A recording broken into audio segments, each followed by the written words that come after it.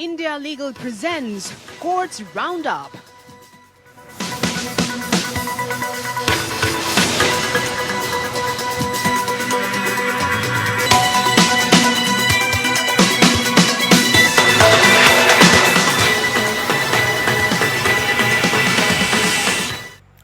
नमस्कार, आप देख रहे हैं हमारी खास पेशकश कोर्ट्स राउंडअप। मैं हूं आपके साथ नेहा दुबे। इस बुलेटिन में अगले आधे घंटे हम आपको कोर्ट से जुड़ी तमाम छोटी बड़ी खबरों से करवाएंगे रूबरू। कोर्ट की कार्रवाई और सुप्रीम कोर्ट से लेकर हाई कोर्ट और लो कोर्ट तक के फैसलों को रखेंगे आपके सामने। तो आइए शुरू करते हैं कोर्ट्स राउंडअप।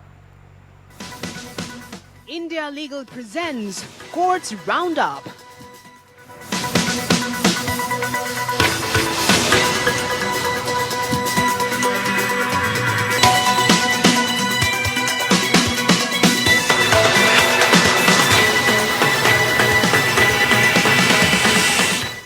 उत्तराखंड के हल्द्वानी के बनभूलपुरा में रेलवे की 29 एकड़ जमीन पर अवैध कब्जा हटाने के नैनीताल हाईकोर्ट के आदेश को चुनौती देने वाली याचिकाओं पर सुनवाई हुई। जस्टिस भुयान ने कहा है कि रेलवे ने अब तक कोई भी कार्रवाई नहीं की है और अगर आप लोगों को बेदखल करना चाहते हैं तो नोटिस जारी करें। जनहित याचिका के सहारे क्यों?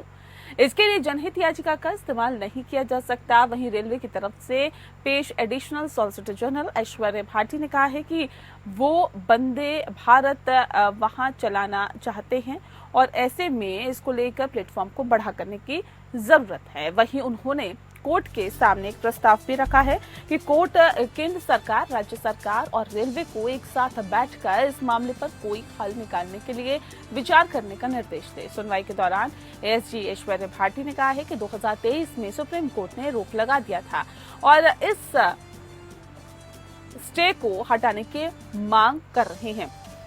इसकी वजह से रेलवे स्टेशन में बहुत नुकसान हुआ है। एएसजी ने कहा कि ये पहाड़ियों के शुरू होने से पहले का अंतिम स्टेशन है। वंदे भारत जैसी योजना की परिकल्पना की गई है, उस अतिक्रमण हटाए बिना हमारे पास जगह नहीं है। कोर्ट ने कहा कि हम उन लोगों की बात कर रहे हैं जो आजादी से पहले या बाद में दशकों से वहां पर रह रहे हैं। कोर्ट ने अपने आदेश में कहा कि इस मामले में जल्द कार्रवाई की जरूरत है क्योंकि 4,365 घर है और लगभग 50,000 लोग वहां पर रह रहे हैं। सुप्रीम कोर्ट ने उत्तराखंड सरकार और केंद्र सरकार को वहां की वो जमीन की पहचान करे कि जहां पर लोगों को शिफ्ट किया जा सके। ये पुनर्वास योजना ऐसी हो जिसमें सब सहमत हो। कोर्ट ने कहा कि 4 हफ्ते के भीतर इस योजना पर काम ही हो जाना चाहिए और ऐसे में कोर्ट ने कहा कि मामले में केंद्र सरकार को पॉलिसी डिसीजन लेना चाहिए। उत्तराखंड के चीफ सेक्रेटरी और केंद्र सरकार का संबंधित विभाग भी अधिकारी पुनर्वास योजना को लेकर आपस में बैठक करें और फिलहाल कोर्ट 11 सितंबर को मामले की अगली सुनवाई करेगा। दरअसल पिछले साल जनवरी में हल्द्वानी में नियोजित बेदखली अभियान से संबंधित मामले की सुनवाई करते हुए सुप्रीम कोर्ट ने अतिक्रमण हटाने पर रोक लगा दी थी।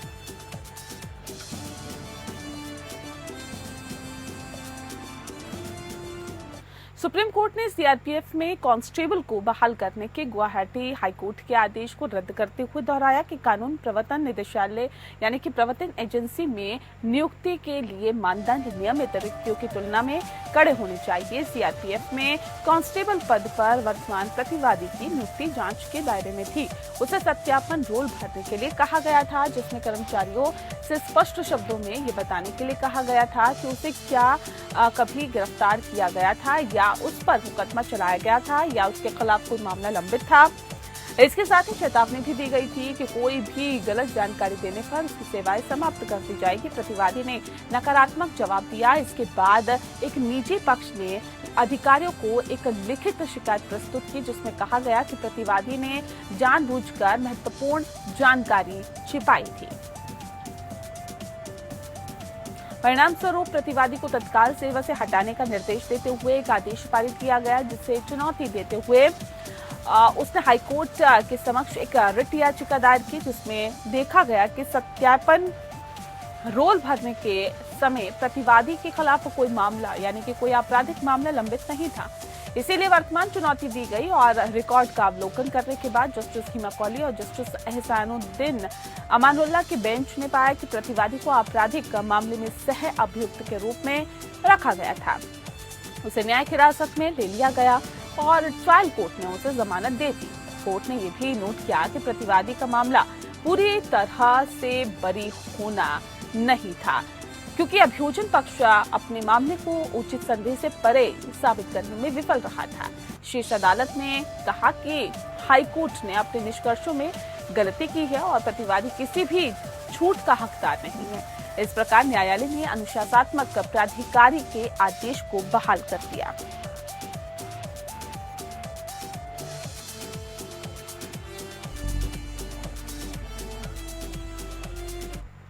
अगली खबर का रुख करते बलात्कार के मामले में दोषी ठहराए जाने और सजा के निलंबन के खिलाफ दायर आपराधिक अपील में मध्य प्रदेश हाईकोर्ट ने सेशन जज डिंडोरी से स्पष्टीकरण मांगा कि धारा 376 उपधारा 1 आईपीसी के तहत बलात्कार के अपराध के लिए दोषी को निर्धारित न्यूनतम वैधानिक सजा से कम सजा क्यों दी गई। जस्टिस दिनेश कुमार पालीवाल की एकल पीठ ने कहा कि दंड विधि संशोधन अधिनियम 2018 की धारा 4A में भारतीय दंड संहिता की धारा 376(1) के तहत अपराध के लिए न्यूनतम सजा 10 वर्ष सश्रम कारावास निर्धारित की गई है, जिसे आजीवन कारावास जुर्माने तक बढ़ाया जा सकता है। न्यायालय ने कहा है कि संशोधन ने धारा 376 उपधारा 1 में पहले पाए गए 7 वर्ष सश्रम कारावास को प्रतिस्थापित किया। ट्रायल कोर्ट के रिकॉर्ड और प्रवेश पर सुनवाई का विश्लेषण करने के बाद अदालत ने अपील को प्रथम दृष्टया बहस योग्य पाया। अगस्त 2020 में आईपीसी की धारा 376 और 506 के तहत अपराधों के लिए डिंडोरी जिले के मेहंदवानी पीएस में आरोपी के खिलाफ एफआईआर दर्ज की गई और बाद में ट्रायल कोर्ट ने धारा 376 के तहत अपराध के लिए अपीलकर्ता को दोषी ठहराया और उसे 2023 में 7 साल के कठोर कारावास की सजा सुनाई। अभियोजन पक्ष के अनुसार घटना की कथित तारीख पर पीड़िता अपने घर में अकेली थी और जब आरोपी वहां पर पहुंचा उसे शादी का प्रस्ताव रखा। एफआईआर में आगे कहा गया कि आरोपी ने पीड़िता को धमकाया और उसके साथ बलात्कार किया। बाद में पीड़िता ने अपने माता पिता को इस दर्दनाक घटना के बारे में जानकारी दी। इसके बाद उसकी गर्भावस्था की भी पुष्टि हुई। शिकायतकर्ता ने एफआईआर दर्ज होने से पहले की घटनाओं के बारे में बताया। अपीलकर्ता की ओर से एडवोकेट काजी परवेज पेश हुए और प्रतिवादी राज्य की ओर से उप एडवोकेट जनरल एआर बेन पेश हुए। मामले को ट्रायल कोर्ट के न्यायाधीश द्वारा दिए जाने वाले स्पष्टीकरण की प्राप्ति के 3 सप्ताह बाद आगे की सुनवाई के लिए सूचीबद्ध किया गया।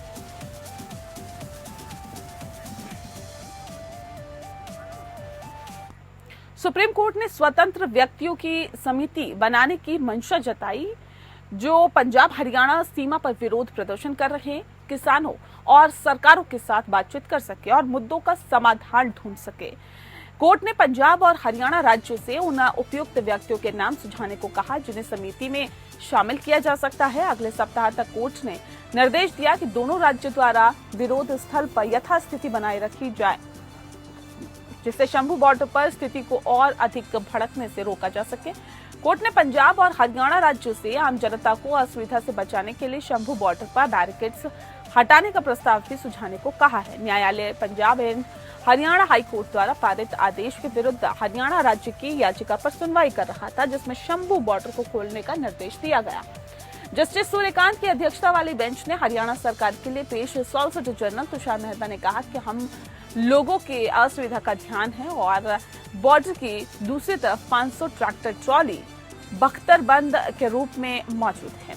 मेहता ने कहा कि जनता की परेशानियों को लेकर हम भी चिंतित हैं, लेकिन ट्रैक्टर ट्रॉली जो पंजाब से दिल्ली की तरफ जाना चाहती है, कोर्ट ने कहा कि आपको एक ऐसा व्यक्ति को भेजना होगा जो दोनों तरफ से में हो और ऐसे में आप नेशनल हाईवे पर बंद कर दें और इसको बंद करके रख सकते हैं। मेहता ने कहा कि लेकिन ऐसी स्थिति में नेशनल हाईवे पे जेसीबी और ट्रैक्टर ट्रॉली की इजाजत नहीं दे सकते हैं। जेसीबी और ट्रैक्टर को वार टैंक के रूप में बनाया गया है। सुप्रीम कोर्ट ने अपने आदेश में कहा कि एक स्वतंत्र कमेटी बनाई जाए जिसमें राज्य सरकार के लोग और कृषि एक्सपर्ट हो।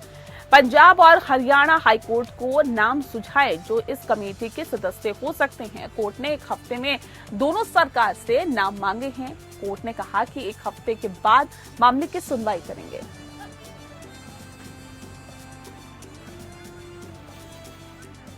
क्योंकि लोग परेशान हैं, सरकार ने तो बोल दिया कि लॉ एंड ऑर्डर खराब है, पर उससे क्या, लॉ एंड ऑर्डर तो खराब रहेगा तो और इसमें यह भी कहा गया कि वो कंबाइन लेकर आ रहे हैं, बड़े बड़े ट्रैक्टर लेके आ रहे हैं और वर्चुअल एक आर्म्स वेपन उन्होंने बना रखे हैं अपनी गाड़ियों को। इस पर सूर्यकांत जी जो जस्टिस है उन्होंने कहा कि ऐसा कुछ नहीं है, हरियाणा पंजाब में ऐसा चलता है, और उन्होंने किसानों के पक्ष की बात कही और उन्होंने कहा कि किसानों के साथ ऐसा नहीं होना चाहिए, किसानों को दिल्ली जाने की इजाजत मिलनी चाहिए। तो मुझे उम्मीद है कि बुधवार तक किसानों के पक्ष में और जनहित में शंभू बॉर्डर खुलेगा और किसानों के पक्ष में एक फैसला आएगा। हमने आज कोर्ट में दिखाया कि किस तरीके से शंभू बॉर्डर बंद है और किस तरीके से अल्टरनेट बनाया गया लोगों के द्वारा। मौत के मुंह में आकर लोग अंबाला तक आ रहे हैं, क्योंकि अंबाला में कैंसर केयर सेंटर है, अंबाला में बड़े बड़े हॉस्पिटल्स हैं तमाम, और अंबाला में हमारी क्लॉथ मार्केट जो अंबाला एशिया की सबसे बड़ी मार्केट है, वहां आने के लिए लोगों को इस रूट से आना पड़ रहा है जो मौत के मुंह में आते हैं। आज हमने कोर्ट को यह भी दिखाया और गाइडलाइंस की मैंने मुख्य मांगी, क्योंकि अगर गाइडलाइंस ही बन गई तो सारे केस खत्म हो जाएंगे, क्योंकि उसके बाद कोई नेशनल हाईवे को जाम ही नहीं करेगा, ट्रैफिक वहां पे करेगा ही नहीं, वहां पे ब्लॉक ही नहीं करेगा। सरकार भी कहीं ना कहीं वायलेशन कर रही है। आज हमने ये भी इसको बताया। हमें उम्मीद है कि बुधवार तक इस मामले में सुप्रीम कोर्ट की तरफ से कुछ जनहित का फैसला आएगा और इस रोड को खोलने के आदेश दिए जाएंगे। सुप्रीम कोर्ट को पटना हाई कोर्ट के उस आदेश पर हैरानी हुई है जिसमें आपराधिक मामले में ट्रायल कोर्ट को 1 साल के भीतर ट्रायल पूरा करने का निर्देश दिया गया, जबकि ट्रायल कोर्ट में लंबित मामलों की संख्या बहुत ज्यादा है। अदालत ने इस मर्तबा कहा है अपने आदेश में कि 28 फरवरी 2024 को जमानत याचिका खारिज करते हुए हाई कोर्ट ने निर्देश दिया कि ट्रायल 1 साल की अवधि के भीतर पूरा किया जाएगा। हमें ये देखकर आश्चर्य हुआ है कि हाईकोर्ट बार एसोसिएशन, इलाहाबाद बनाम उत्तर प्रदेश राज्य और अन्य INSC 150 के मामले में संविधान पीठ के फैसले के बावजूद हाईकोर्ट इस बात पर विचार किए बिना ऐसे निर्देश जारी कर रही है। बिहार राज्य के हर आपराधिक न्यायालय में लंबित मामले की संख्या बहुत ज्यादा होगी। जस्टिस अभय ओक और जस्टिस ऑगस्टिन जॉर्ज मसीह की खंडपीठ अपीलकर्ताओं की जमानत खारिज करने के हाईकोर्ट के आदेश के खिलाफ SLP पर विचार कर रही थी। अपीलकर्ताओं पर IPC और IT अधिनियम की धारा 66 के तहत दंडनीय कथित अपराधों के लिए मामला दर्ज किया गया। अभियोजन पक्ष ने दावा किया है कि रेलवे स्टेशन पर पुलिस द्वारा पकड़े गए सह आरोपी ने अपने गिरोह के बारे में खुलासा किया और बताया कि वे साइबर अपराध कर रहे थे। 28 फरवरी 2024 को हाईकोर्ट ने जमानत खारिज कर दी, लेकिन ट्रायल कोर्ट को याचिकाकर्ता के मुकदमे को 1 वर्ष की अवधि के भीतर समाप्त करने का निर्देश दिया है। अदालत ने कहा है कि आरोपी के खिलाफ लगाए गए सभी अपराधों की सुनवाई न्यायिक मजिस्ट्रेट द्वारा की जा सकती है। अदालत ने कहा है कि मुकदमे में लंबा समय लगेगा। अदालत ने इस बात पर भी प्रकाश डाला है कि कुछ भी जब्त करने की आवश्यकता है वह पहले भी जब्त कर लिया गया। ये देखते हुए कि आरोपी 24 जून 2023 से हिरासत में हैं, अदालत ने कहा कि अपीलकर्ता ने जमानत के लिए मामला बनाया। अदालत ने उन्हें 1 सप्ताह के भीतर ट्रायल कोर्ट में पेश होने का निर्देश दिया, जिससे जमानत पर उनकी रिहाई के लिए उचित शर्तें तय की जा सके।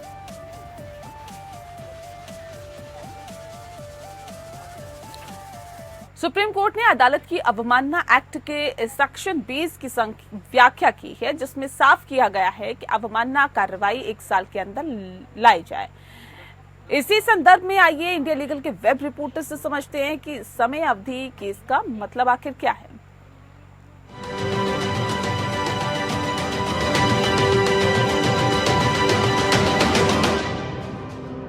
What are time barred cases?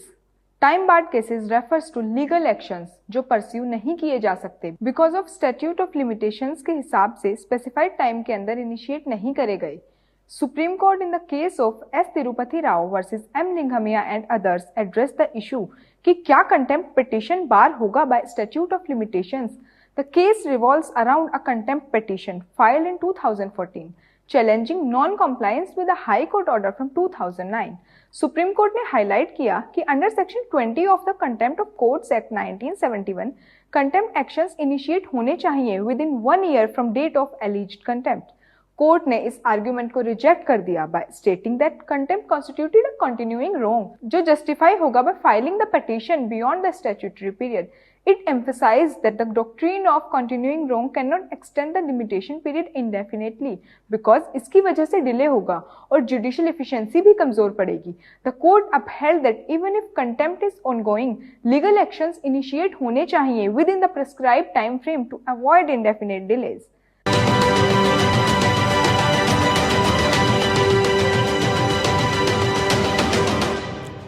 वहीं बिहार में जाति आधारित जनगणना को आपको बता दें कि चुनौती देने के मामले में सुप्रीम कोर्ट में सुनवाई हुई. जस्टिस संजीव खन्ना की अध्यक्षता वाली बेंच ने बिहार जाति जनगणना को चुनौती देने वाली याचिका पर याचिकाकर्ता से कई सवाल पूछे हैं. कोर्ट ने पूछा कि क्या जाति सर्वेक्षण आवश्यक है, क्या राज्य जाति आधारित गणना कर सकते हैं, क्या कार्यपालिका इस तरह का डेटा संग्रह कर सकती है, यदि हाँ तो ये किस हद तक गलत या विरोधाभासी है.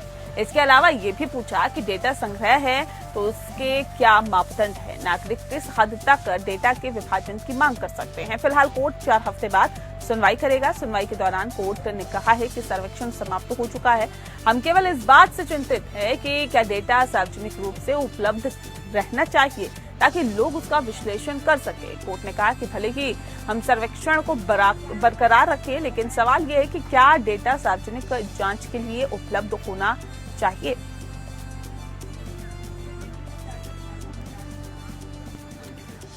दिल्ली हाई कोर्ट ने यूएपीए के एक्ट के तहत दर्ज दिल्ली दंगों की बड़ी साजिश के मामले में उमर खालिद द्वारा दायर जमानत याचिका पर नोटिस जारी किया है. जस्टिस सुरेश कुमार कैत और जस्टिस गिरीश कठपालिया की खंडपीठ ने दिल्ली पुलिस से जवाब मांगा है और मामले को 29 अगस्त को सुनवाई के लिए सूचीबद्ध किया है. अदालत ने सह आरोपी व्यक्तियों द्वारा दायर जमानत याचिकाओं को भी सुनवाई के लिए उक्त तिथि पर सूचीबद्ध किया है. आरोपियों में शर्जिल इमाम, मिरान हैदर, खालिद सैफी, गुलफिशा फातिमा, मोहम्मद सलीम खान, शिफा उर रहमान, शादाब अहमद और अतहर खान शामिल है. इस बैच में सह आरोपी इशरत जहां को भी दी गई जमानत के खिलाफ दिल्ली पुलिस की चुनौती भी शामिल है और खालिद की दूसरी जमानत याचिका 28 मई को ट्रायल कोर्ट ने खारिज की थी. उन्होंने हाईकोर्ट में अपील में आदेश को चुनौती दी है और खालिद ने सुप्रीम कोर्ट से राहत मांगने वाली अपनी याचिका वापस लेने के बाद नई जमानत याचिका दायर की है. खालिद ने अक्टूबर 2022 में दिल्ली हाईकोर्ट के उस फैसले को चुनौती दी जिसमें उन्हें जमानत देने से इनकार किया गया. इसके बाद खालिद ने सीआरपीसी की धारा 437 और यूएपीए की धारा 43 डी उप धारा 5 के तहत नई अर्जी दायर की है. नियमित जमानत की उनकी पहली याचिका मार्च 2022 में ट्रायल कोर्ट ने खारिज की थी. खालिद सितंबर 2020 से सलाखों के पीछे हैं. फरवरी 2020 में दिल्ली में भड़की सांप्रदायिक हिंसा की बड़ी साजिश में कथित संलिप्तता के लिए यूएपीए के तहत अपने मुकदमे का इंतजार कर रहे हैं. उन पर कई अन्य लोगों के साथ आरोप लगाए गए हैं जिसमें पिंजरा तोड़ की सदस्य देवांगना कलिता और नताशा नरवाल, जामिया मिलिया इस्लामिया के स्टूडेंट आसिफ इकबाल तन्हा और स्टूडेंट एक्टिविस्ट गुलफिशा फातिमा शामिल है.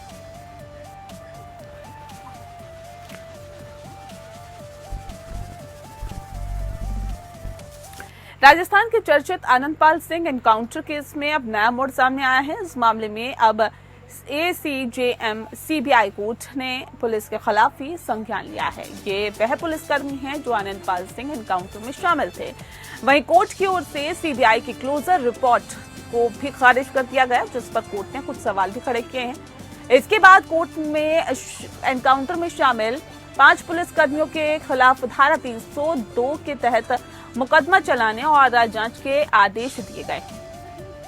बता दें आपको कि आनंदपाल सिंह का एनकाउंटर साल 2017 में हुआ था, जबकि इस एनकाउंटर को फर्जी बताते हुए परिवार की ओर से केस दर्ज करवाया गया था. दरअसल आनंदपाल की पत्नी राजकंवर और रुपिंदर सिंह की ओर से वकील भंवर सिंह राठौर ने कोर्ट में फर्जी एनकाउंटर को लेकर चैलेंज किया था और सीबीआई ने इस मामले में क्लोजर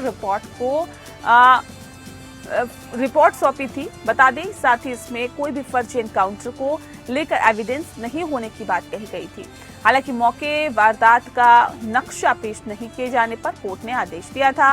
वहीं कोर्ट में मौका नक्शा पेश करने के बाद आनंदपाल की पत्नी के वकील भंवर सिंह राठौर ने कोर्ट को बताया कि जिस तरह से चश्मदीद के बयान और डॉक्टर की रिपोर्ट है, जिसके मुताबिक आनंदपाल पर गोलियां 3 से 5 फुट के करीब से चलाई गई थी। इसके अलावा डॉक्टर की रिपोर्ट में आनंदपाल के शरीर पर मारपीट और चोट के निशान हैं। इन दलीलों के बाद कोर्ट ने एनकाउंटर में शामिल तत्कालीन चूरू एसपी राहुल बारखट, तत्कालीन additional SP Vidya Prakash Chaudhary, DSP Suryavir Singh Rathore, RAC head constable Kailash के खिलाफ मुकदमा चलाने का आदेश दिया है। अब आनंदपाल एनकाउंटर के मामले में शामिल पुलिस कर्मियों के खिलाफ आईपीसी की धारा 302 में मुकदमा चलेगा, जबकि इस मामले में अगली सुनवाई 16 अक्टूबर 2024 को होगी। गौर करने वाली बात यह है कि 3 दर्जन से अधिक मामले वाले राजस्थान के मोस्ट वांटेड गैंगस्टर आनंदपाल को 24 जून 2017 की रात को मार दिया गया था, जिसे पुलिस ने एनकाउंटर बताया था।